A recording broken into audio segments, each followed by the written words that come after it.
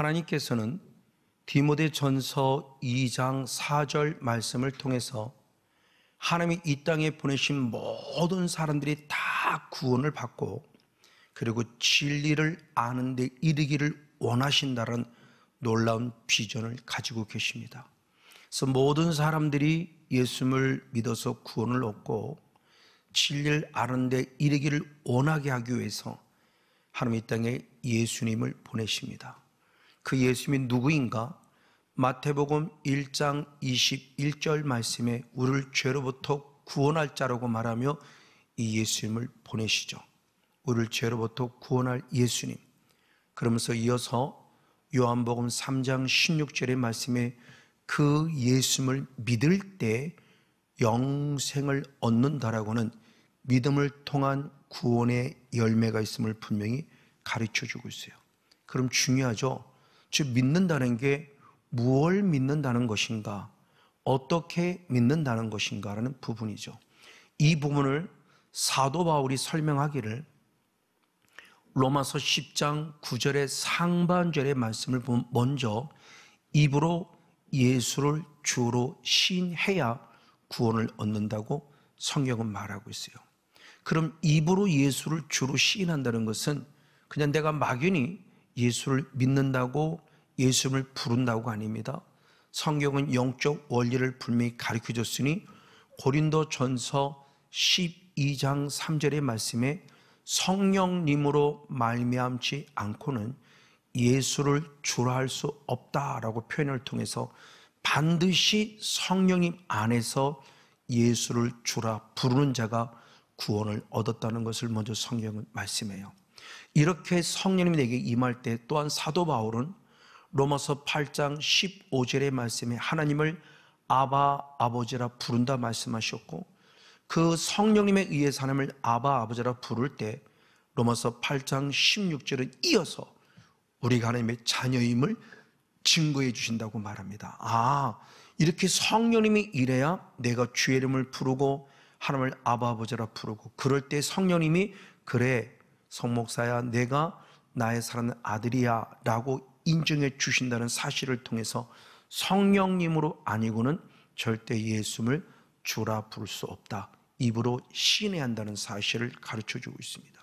그리고 이어서 다시 로마서 10장 9절 중반절 이후의 말씀에 보면은 입으로만 시인함이 아니라 마음으로 믿어야 되는데 무엇을 믿냐? 나를 위해서 죽으신 것을 믿고 나를 위해서 살아난 것을 믿을 때 구원을 얻는다고 표현해요. 입으로 예수를 주로 시인했으면 마음으로는 나를 위해 죽으셨구나 또 나를 위해 살아나셨구나 그 사실을 마음으로 믿을 때 구원을 얻는다고 성경은 분명히 믿음의 본질을 말해주고 있어요. 맞습니다. 그럼 나를 위해 죽으신 이유는 뭐고 나를 위해 살아나신 이유는 뭘까요? 역시 사도 바울은 로마서 4장 25절의 말씀에 나를 위해 죽으신 이유는 내가 범죄한 내 죄를 사하시기 위하며 나를 위해 살아나시면 나를 의롭다 하시기 위함이라고 분명히 말합니다. 이에 베드로도 똑같은 말을 하니 베드로전서 2장 24절의 말씀에 나를 위해 죽으셔서 내 죄의 문제를 해결해 주셨고 나를 위해 살아나심으로 말미암아 나를 의롭다 하게 하셨다라는 사실을 통해서 베드로의 영성과 바울의 영성이 같음을 성경은 말합니다. 그리고 이 믿음의 모습은 그냥 한번 믿었다로 끝남이 아니라 로마서 1장 17절의 말씀에 의하면 믿음으로 믿음에 이르러야 한다. 이게 복음의 본질임을 말해요. 시작을 믿음으로 시작했으면 마지막도 믿음으로 마쳐야만 한다는 것을 말해주고 그때 로마서 10장 10절의 말씀에 계속해서 마음으로 믿고 입으로 신하여 구원에 이른다라고는 이르는 신앙에 대해 말해요. 구원을 얻었으면 반드시 구원에 이르러야 한다는 사실이죠. 이 사실을 사도 요한이 신학적인 개념에서 중요한 말을 했어요. 신학적으로 믿음으로 믿음에 이르는 신앙을 이미와 아직의 관계로 표현했어요. 그걸 사도 요한은 요한에서 3장 2절 말씀에 지금은 하나님의 장래이고 하나님의 자녀이고 장래에 아직 나타나지 않았다고 표현하며 주님이 이 땅에 다시 재림이 오실 때 바로 아직이란 부분이 이루어짐에 대한 부분을 통해서 지금과 장래라는 단어를 통해서 우리가 지금 구원을 얻었으니 장래를 위해서 믿음으로 끊임없이 살아가 구원에 이르는 영적 원리를 잘 설명해 주고 있다는 사실입니다. 맞습니다. 이 과정을 출애굽의 여정 속에서 출애굽에서 나오는 순간 구원 얻었고, 이제 말씀을 통해서 가나안 땅에 이르는 순간 구원이 이도록 자라가는 영성의 부분을 잘 설명해 주고 있죠. 그러면 구원 얻는 우리들에게 주님이 무엇을 선물로 주셨냐? 사도행전 7장 38절 말씀에 구원 얻는 우리가 광야교에 들어갔을 때 살아있는 하나님의 말씀을 선물로 받았음을 말해요. 그런 말씀을 주신 이유가 있다는 거죠. 단순히 말씀을 듣는 것으로 끝내냐? 아니다. 말씀을 이루어내야만 한다는 겁니다. 그래서 출애굽을 통해서 성막의 영성도 마당들로부터 들어갔으면 성소의 영성과 이어서 지성소의 영성까지 들어가야 됩니다. 그럼 지성소의 영성이 뭘 말하느냐?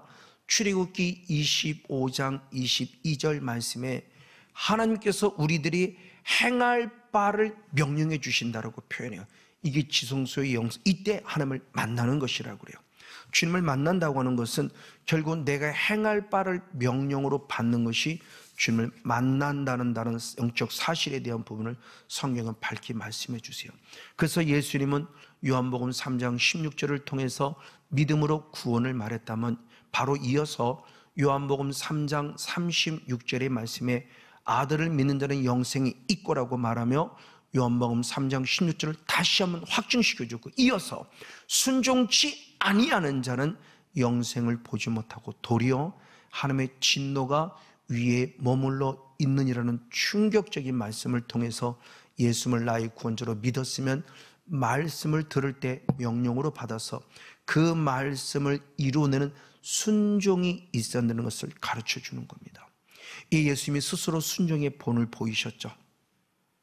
그래서 로마서 5장 19절의 말씀에 한 사람 아단 때문에 모든 사람이 죄인이 되었으나 한 사람 예수 그리스도의 순종으로 말미암아 우리가 의인 될 수 있었다.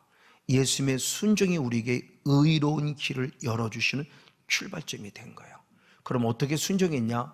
히브리서 5장 18절과 19절의 말씀에 아들이시라도 고난 중에 순종을 배웠다. 십자가를 지셨다. 그래서 온전해지셨다. 그래서 주님의 순종이 자기를 순종하려는 모든 자들에게 구원의 근원이 되셨다. 예수님이 십자가의 순종을 통해서 우리를 구원의 길을 열어주신 주인공이 되었구나. 바로 그를 통해서 주님이 순종의 본이 되면서 우리도 반드시 순종해야 한다는 것을 말씀해 주죠. 그래서 사도 바울은 이어서 로마서 6장 16절의 말씀에 우리는 누구든지 순종하는 자의 종이 되니 바로 죄에게 순종하는 자는 죄의 종이 되어 사망에 이르지만 하나님께 순종하는 자는 순종의 종으로서 의에 이른다라고 성경은 말해요. 내가 누구에게 순종하느냐에 따라서 내 결과가 달라진다. 예수를 나의 구원자로 믿었으면 반드시 주님 앞에 순종하는 의의 병격에 대해서 바로 의에 이르러야 된다. 의롭다 여기심을 받았으면 의에 이르러야 하는, 믿음으로 믿음에 이르러야 하는 사실을 다시 한번 가르쳐주고 있습니다. 근데 이 순종마저도 내가 하는 순종이 아닙니다. 이건 내 의에 불과할 뿐이에요. 이에 사도 바울은 빌립보서 2장 13절의 말씀에 우리 안에서 행하시는 하나님이니 그 하나님의 자기의 기쁘신 뜻을 이루시려고 우리에게 소원을 주시고 그 소원을 행하게 하시더라. 아멘. 쉽게 말하면 하나님에게 감동을 주시는 거예요. 감동에 순종하는 자를 통해서 하나님을 행하심으로 말미암아 구원에 이르게 하신다. 그래서 이 순종도 내가 하는 순종이 아니라 성령님에 의한 거룩한 순종에 대할 부분을 가르쳐주고 있죠. 이에 사도 바울은 이 원리를 깨달았기에 고린도전서 15장 10절의 말씀에 나의 나던 것은 하나님의 은혜로서 이 은혜를 헛되이 하지 않기 위하여 다른 사도보다 더 많이 수고했어요. 성령의 감동에 따라. 그러면서 그 수고마저도 하나님의 은혜라고 그래요. 내 수고를 누군가에 알아주길 원하는 것이 아니라 그 수고마저 나를 구원하시는 이가 감사해서 그 어떤 사람보다 많이 순종했는데 수고했는데 그 수고마저 하나님의 은혜다. 아멘. 이제는 부족하지만 이 주의 중에 이 은혜를 알아서 저도 정말 목숨 걸고 하나님께 온전한 순종을 하고자 발버둥 치고 있는 목사임을 감히 고백할 수 있습니다. 맞아요. 이런 부분 안에서 주님이 주셨고, 이에 베드로도 역시 베드로도 4장 11절 중반절의 말씀에 보면 만일 누가 봉사하려면 하나님의 공급한 힘으로 하라! 그래서 하나님께 영광 돌리라고 그래요. 내가 하나님을 감당할 때 내 의로 감당하는 게 아니라 하나님이 공급하시는 힘, 성령의 힘으로 감당해야 한다는 걸 맞아요. 이렇게 순종이 우리가 하나님께 열매를 드리는 나의 삶입니다. 그럼 이 열매를 맺으려면 어떻게 할 것인가라는 거죠.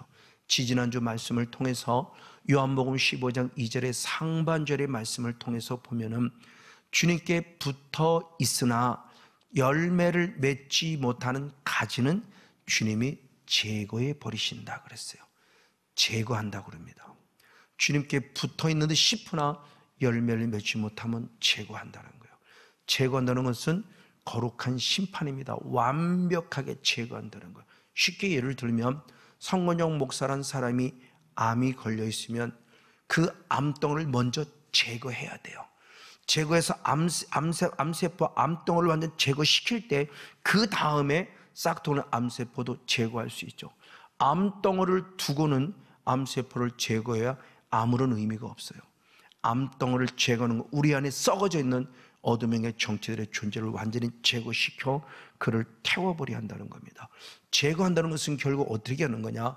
마태복음 13장 40절의 말씀에 가라지를 거두어 불에 사른다는 것처럼 성건용 목사의 삶의 영역 속에 나타나는 가라지의 잘못된 것들을 철저히 태워버려야 한다.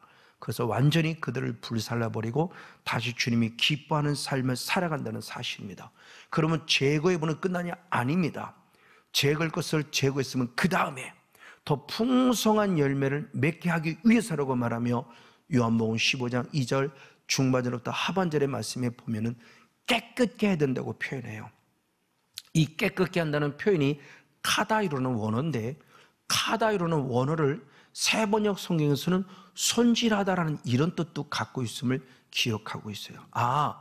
열매를 맺지 못하는 것은 제거시켰으면 열매를 맺는 가지는 더 좋은 열매를 맺게 하기 위해서 계속 손질이 필요해. 이게 깨끗게 하는 것이다. 즉 열매를 맺으려면 깨끗게 해야 되는데, 이 깨끗게 한다는 것이 결국 뭐냐? 손질하다요. 이 손질한다는 의미를 또 다른 모습으로 이 영적 삶을 말하는 거죠. 주인은 압니다. 성건영이라는 사람이 열매를 맺으는데 열매를 맺기는 맺는 것도 뭔가 약간 부족함이 있어요. 그때 주인은 저 포도나무 그 껍데기 속에 벌레가 있구나. 그 벌레를 잡아내면 영양분을 섭취하지 못할 것이고 그때 그 포도나무의 가지는 더 좋은 열매를 맺을 것이다. 성건용 목사 안에 하나님을 통해서 열매를 맺으는데 열매를 맺는 영적 찌꺼기가 있어요. 그 찌꺼기를 제거해야 된다는, 이게 영적 삶의 원리를 알려주는 것이 깨끗게 하신다는 것이에요. 그래서 마태복음 12장 28절 말씀에 성령을 힘입어 귀신을 쫓아내는 것이면 이미 하나님의 나라가 이루어졌느라 말하며 영적 싸움을 통해서 제거할 때 좋은 열매를 맺는다는 사실이죠. 이를 통해서 예수님이 이 땅에 오신 목적도 가르쳐줘요. 그래서 요한일서 3장 8절 중반절 이후의 말씀을 통해서 보면 하나님의 아들 예수 그리스도가 나타나신 것은 마귀의 일을 멸하려 하심이라. 아멘. 예수님이 이 땅에 오신 목적을 분명히 보여주고 있습니다. 이 사실을 히브리서도 똑같이 얘기를 해요. 히브리서 2장 14절부터 18절까지 말씀에 예수님이 십자가에 지신 이유를 얘기할 때 17절의 말씀에 우리 죄를 사하기 위함이고 18절의 말씀에 저주를 축복으로 바꾸면 말해요. 근데 그보다 앞서 14절의 말씀에 분명히 말씀하시를 히브리서 2장 14절에 예수님이 우리와 똑같은 육체를 입고 오신 것은 본인이 사망, 십자가 죽으심으로 말미암아 사망의 세력을 잡은 자 사탄을 멸하기 위함이다. 아멘. 너무너무 중요한 십자가의 목적을 확실히 말했어요. 그리고 17절에 죄 사하는 것이 목적이고 18절에 저주를 축복으로 바꿔주는 목적이라는 사실을 기록하고 있습니다. 그래서 예수님은 첫 사역부터 무엇했냐? 예수님의 공적 사역의 첫 사역입니다. 그게 마태복음 4장, 누가복음 4장에 있는데 마태복음 4장 10절의 말씀에 사탄아 떠나가라 라고 선포했고, 그때 11절에 사탄이 떠나갔다는 말씀이 기록되어져요. 세 번의 시험을 통해서 이겨요. 첫 번째 말씀으로 이깁니다. 근데 떠나가진 않았어요. 두 번째 공격해 들어왔어요. 또 말씀을 이깁니다. 근데 떠나가지 않았어요. 세 번째 공격을 통해 들어옴을 알아요. 근데 세 번째는 예수의 이름으로 사탄아 떠나가라 그럴 때 사탄이 떠나갔다 그래서 네 번째 공격이 없는 걸 보아요. 아, 영적 싸움을 싸우는데 말씀이란 무기는 당연히 필요하지만 선포가 중요하구나. 그래야 떠나갈 때 다시 공격을 안 하는구나 라는 사실을 우리는 알 수 있습니다. 바로 같이 끊임없이 우리는 예수님의 사역을 본받아야 하는데, 역시 예수님이 유월절을 세 번을 맞이할 때 첫 번째 유월절과 세 번째 유월절을 맞이할 때 성전을 청소해요. 그래서 요한복음 2장 15절과 16절을 통해서 채찍을 만드셔서 양과 소를 성전에서 내어 쫓았고, 돈소리 짐승소리를 쫓아내고 비둘기 파는 사람 쫓아내면서 말하기를 내 아버지의 집으로 장사하는 집을 만들지 말라라고 말하며 성전을 거룩하게 청소했어요. 그럼 이제는 우리의 몸과 마음이 청소입니다. 또 내 안에 들려오는 돈소리, 또 내 안에 들어오는 이 짐승의 소리를 예수의 피의 능력과 성령의 불의 능력과 예수님의 능력으로 쫓아내서 건강한 교회가 되어야만 열매를 맺을 수 있음을 말합니다. 이에 제자들 가운데 많은 것들이 있지만 대표적으로 베드로가 말할 때 베드로전서 5장 8절과 9절에 보면은 악한 사탄 마귀가 우는 사자와 같이 삼키기를 찾을 때 예수의 이름으로 믿음으로 대적하라고 말하며 영적 싸움을 싸울 것을 말했어요. 그리고 구약에도 이사야 선지자를 통해서 이사야 1장 25절의 말씀이 하나님의 친히 말씀을 내 영적 찌꺼기, 영적 혼합물을 제거할 것이라고 그래요. 그럴 때 어떻게 되느냐? 이어서 사사기 1장 26절의 말씀에 처음과 같이 본래와 같이 회복이 될 것이요, 그때 의의 성읍이고 그때 하나님 주시는 말씀 가운데 바로 신실한 고라 칭함을 받을 것을 통해서 예루살렘의 회복을 약속하고 있습니다. 그래서 사도 바울도 이 사실에 대한 모습을 증거하면서 디모전서 6장 12절의 말씀에 믿음의 선한 싸움을 싸워 영생을 취해야 될 이유와 더불어 이것을 위해 부르심을 입었다라고 강조하고, 실제로 그는 디모데후서 2장 21절의 말씀에 하나님께 존귀 쓰임받는 그리스도라면 깨끗해야 된다고 그랬대. 그 깨끗함이 에크카다이로예요. 아까 요한복음 15장 2절에 깨끗하다 카다이로 손질하다, 근데 에크예요. 무엇으로부터? 그러니까 지금껏 싸운 것부터 계속해서 싸울 때 깨끗해져서 하나님께 존귀 쓰임받는 일꾼이 된다. 아, 영적 싸움을 싸워갈 때 주님의 쓰이는 일꾼이 될 것이고, 바로 그럴 때 열매를 맺는다는 사실을 가르쳐주고 있어요. 그리고 더불어서 주님은 또한 또 깨끗해야 할 또 다른 것을 얘기합니다. 열매를 맺으면 깨끗해야 어떻게 깨끗해질 수 있는가를 성경이 분명히 말씀하고 있다는 사실이에요. 이것을 역시 사도 요한의 영성 안에서 요한 1서 1장 7절 본 예수의 피로 인하여 우리가 깨끗함을 받을 것이라는 확신 있는 말씀을 주세요. 이때 사용되는 단어가 카다리조라는 단어예요. 카다리조. 카다이로라는 손질하는 깨끗함이 있다 한다면 카다리조라는 언어가 있는데, 이 카다리조는 종교적 의식을 사용할 때 보통 사용하는 단어로서 피가 있을 때 깨끗함을 강조할 때 사용하는 단어로서 카다리조라는 동사를 사용해요. 깨끗하게 하다라는 뜻을 가지고 있어요. 그럼 언제? 회개할 때예요. 그래서 이어서 요한일서 1장 9절의 말씀에 너희가 만일 죄를 자백하면 우리 죄를 사하시며 우리를 불의에서 깨끗게 하시라고 할 때 바로 1장 7절에 똑같은 언어 카다리조라는 단어를 써요. 아, 정말 우리 예수의 피로만 깨끗해질 수 있는 것을 분명히 성경이 말씀하고 또는 사실을 봅니다. 아, 피를 통해서 깨끗해서 죄사함 받아야 되는구나 라는 거죠. 근데 성경은 피를 통해서 죄사함으로만 끝남이 아니라 피를 통해서 죄사함은 반드시 누굴 받냐? 성령을 받는다고 성경이 먼저 말씀해요. 그래서 피와 불의 관계는 뗄래야 뗄 수 없는 아주 중요한 관계예요. 대표로 사도행전 2장 38절의 말씀에 회개하라. 회개하면 죄 사함을 받을 것이고 죄를 사함 받은 자는 중요합니다. 성령을 선물로 받으리라. 아멘. 바로 철저히 회개할 때 죄 사함의 은혜만이 아니라 성령의 불을 우리에게 주신다고 말합니다. 그러면 왜 성령을 주셨을까라는 거죠. 여러 가지 많은 원인들을 찾아볼 수 있어요. 하나님 주신 은사 가운데 고린도전서에 기록된 여러 가지 은사론 입장 속에 은사도 바라볼 수 있습니다.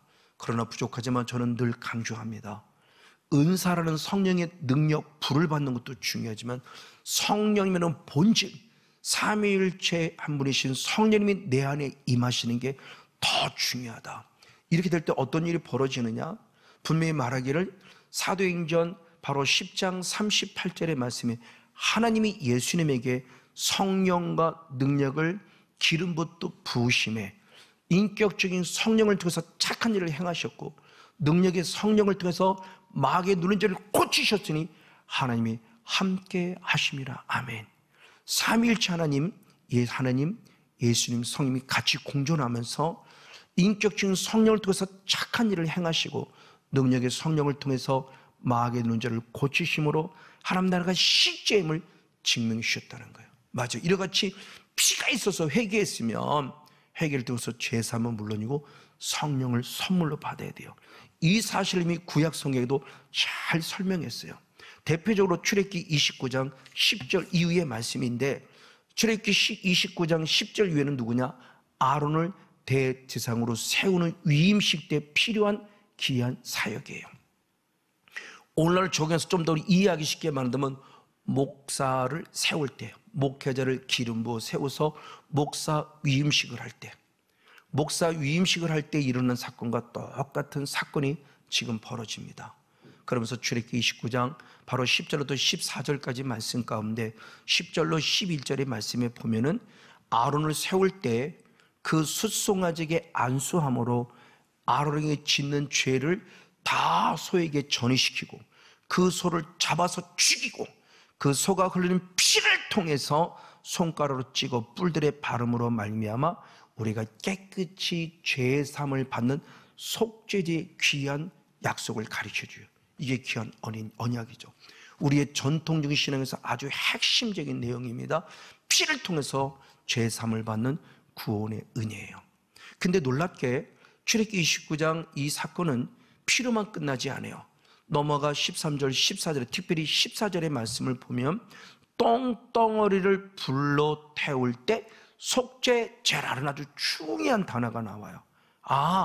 피로만 속죄제가 완성이 아니라 내게 남은 영적 찌꺼기 똥덩어리, 죄는 용서받은 남은 죄성이라는 이 영적 똥덩어리, 이것이 제거가 되져야 완벽한 속죄제의 완성이구나. 이걸 바로 불을 통해서로 그럽니다. 그때 사용된 단어가 불사르다가 사라프라는 불이에요. 바로 이 영적 찌꺼기, 맞아요. 피를 통해서 죄를 사함받았으면 약속된 성령을 선물, 분명히 불을 받아서 남은 죄성 찌꺼기인 똥덩어리를 제거해야 진정한 속죄제의 완성을 이룬다는 사실을 가르쳐주고 있다는 사실이에요. 맞아요. 이걸 기억한 사람이 누구냐? 저는 사도를 생각합니다. 빌립보서 3장 3절 이후에 손 할례당과 귀한 영적 할례당의 예를 들면서 손 할례당이 자기들을 자랑할 때 바울도 나를 자랑할 것이 있다고 표현했는데, 자랑 위에 자랑하는 게 아니에요. 내가 가말리엘 문화생으로서 율법이 흠이 없을 만큼 바리새인 중에 바리새인으로 그리고 자기를 다 자랑한 것은 내 신앙이 잘못됐음을 인정하는 그 말씀이 빌립보서 3장 8절의 말씀이죠. 내가 이 모든 것들을 해로 여김은 그리스도 예수는 지식의 가장 고상함 때문이니 그러므로 예수를 위해 내 가진 영적 찌꺼기를 배설물로 여겼다라고 표현해요. 그 배설물이 바로 똥덩어리죠. 내가 가진 모든 걸 다 똥떨어서 완전히 불태워버렸다. 그리고 완벽하게 주님 앞에 드림으로 속죄제의 완성을 이루어 주님 앞에 헌신자가 됐을 말합니다. 이 사실에 대해서 사도 바울은 디모데후서 2장 25절 26절의 말씀에 회개하라, 진리를 알 것이고 진리를 할 때 마귀를 멸할 것이고 마귀를 멸할 때 하나님께 사로잡히면 될 것이고 하나님께 사로잡히면 될 때 하나님의 뜻대로 살 수 있다는 사실, 깨끗할 때 이렇게 열매를 맺어요. 다시 한번 예수의 피로 제사함 받고 성령의 충만의 불을 받아서 남은 영적 지기를 제거하는 손질을 통해서 깨끗해져 하나님이 기뻐하는 열매를 맺는 복된 주인공 우리 모두가 되어지기를 예수님의 이름으로 간절히 축복하고 축원을 드립니다.